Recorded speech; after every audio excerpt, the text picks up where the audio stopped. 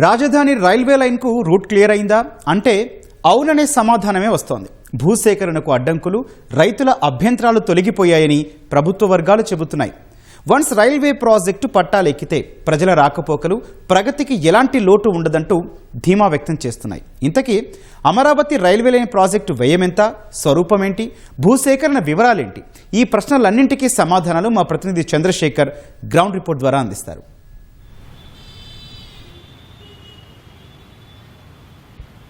ధన్యవాదాలు గౌతమ్. రాజధాని అమరావతి ప్రాంతానికి సంబంధించి రైల్వే లైన్ కనెక్టివిటీకి సంబంధించి కీలకమైనటువంటి అడుగులు పడుతూ ఉన్నాయి. దీనికి సంబంధించి కేంద్ర ప్రభుత్వం ఇప్పటికే ఈ ప్రాజెక్టుకు సంబంధించి 2200 కోట్ల రూపాయలకు పైగా నిధులను కేటాయించింది. మొత్తం 57 కిలోమీటర్ల మేర ఈ రైల్వే లైన్ నిర్మించున్నారు. తెలంగాణలోని ఖమ్మం జిల్లా ఎర్రుపాలెం నుంచి గుంటూరు జిల్లా నంబూరు వరకు కూడా 57 కిలోమీటర్ల మేర ఈ రైల్వే లైన్ నిర్మితం కానుంది. దీనికి సంబంధించి 2.5 కిలోమీటర్లు మాత్రమే తెలంగాణ భూభాగంలో ఉంటుంది. మిగిలినంతా కూడా కృష్ణానది పైన ఒక 3.5 కిలోమీటర్ల మేర, ఆ తర్వాత అంతా కూడా ఆంధ్రప్రదేశ్ భూభాగంలో ఎన్టీఆర్, పల్నాడు, గుంటూరు జిల్లాల పరిధిలో రానుంది. దీనికి సంబంధించి కేంద్ర ప్రభుత్వం ఆమోదం తెలపడము ఇదంతా కూడా పూర్తయిపోయిన తరుణంలో భూసేకరణ, భూ సమీకరణ ప్రక్రియకు సంబంధించినటువంటి అడుగులు పడుతున్నాయి. తెలంగాణ ప్రాంతంలో అవసరమైనటువంటి దాదాపు 60 ఎకరాల సంబంధించినటువంటి భూమి అంతా కూడా ఇప్పటికే సేకరించి అక్కడ పనులు కూడా ప్రారంభించారు. ఇక కీలకమైనటువంటి రాజధాని ప్రాంతంలోనే భూసేకరణ, భూ సమీకరణ అనే అంశం మీద కొంత సందిగ్ధత నెలకొంది. ఎన్టీఆర్ జిల్లాలో అయితే భూసేకరణకి వెళ్ళేటువంటి అవకాశం ఉంది.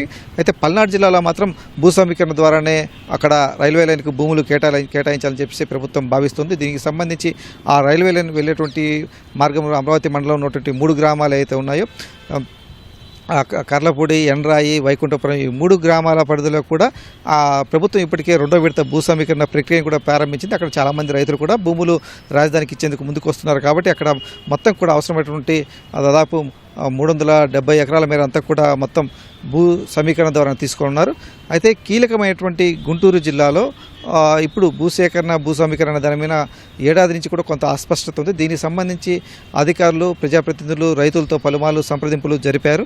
ఎందుకంటే పెదపరిమి ఆ ప్రాంతంలో అయితే కొంత భూ సమీకరణకు సంబంధించి కొంత సానుకూలంగా ఉన్నప్పటికీ తాడికొండ మండలం వచ్చేసరికి కొంత ఇబ్బందులు ఎదురవుతున్నాయి. తాడికొండ, పెదకాకాని మండలం, తాడికొండ మండలం, తాడికొండ, అలాగే కంతేరు, మోతడక గ్రామాలు, పెదకాకాని మండలంలో పెదకాకాని, కొప్పురావురు, మొత్తం ఈ 5 గ్రామాల పరిధిలో ఉన్నటువంటి భూములకు సంబంధించి వాటిని సమీకరించాలా, సేకరించాలా అనే అంశం మీద స్పష్టత రాలేదు. నిన్న మొన్నటి కూడా ఇటీవల మంత్రి నారాయణ అధికారులతోనూ కొంతమంది రైతుల ప్రతినిధులతో కూడా దీనిపైన సమీక్ష నిర్వహించి అక్కడ కూడా భూ సమీకరణకే వెళ్ళాలనేటువంటి ఒక అభిప్రాయాన్ని వ్యక్తం చేశారు. ఎందుకంటే క్షేత్రస్థాయిలో రైతులు కూడా దానివైపే మొగ్గు చూపిస్తున్నగా తెలుస్తుంది.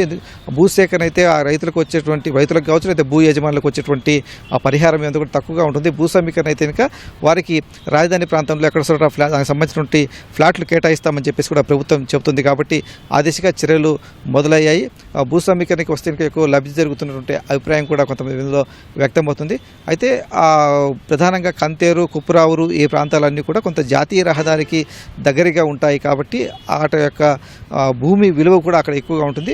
పైగా కొన్ని చిన్న పరిశ్రమలు కావచ్చు, ఇతర ఆదాయ మార్గాలు ఉన్నటువంటి వ్యవహారాలు, కార్యకలాపాలన్నీ కూడా కొన్ని చోట్ల నడుస్తున్నాయి. అవన్నీ కూడా తొలగించి వాటిని రైల్వే లైన్ కోసం తీసుకోవాల్సి ఉంటుంది. కాబట్టి ఎందుకంటే నంబూరు ఆ సమీపంలో ఉంటుంది. నంబూరు రైల్వే స్టేషన్కు ఈ అమరావతి రైల్వే లైన్ అనుసంధానం అవుతుంది. అక్కడి నుంచి గుంటూరుకు కనెక్టివిటీ వస్తుంది. కాబట్టి ఆ అనుసంధానానికి సంబంధించినటువంటి ఆ ప్రక్రియ అంతా కూడా కొప్పురావురు, కంతేరు ఈ ప్రాంతాల్లో జరగాల్సి ఉంటుంది. ఆ లైన్ కూడా అక్కడ కీలకమైనటువంటి వాణిజ్య వ్యవహారాలు జరుగుతున్న తరుణంలో వాటిని భూసేకరణలో తీసుకోవాలి అనే దాని మీద కొంత సందిగ్ధత ఉన్న తరుణంలో ఇప్పుడు స్పష్టత వచ్చింది. కెమెరామెన్ అలితో పున్న చంద్రశేఖర్, ఈటీవీ న్యూస్, గుంటూరు.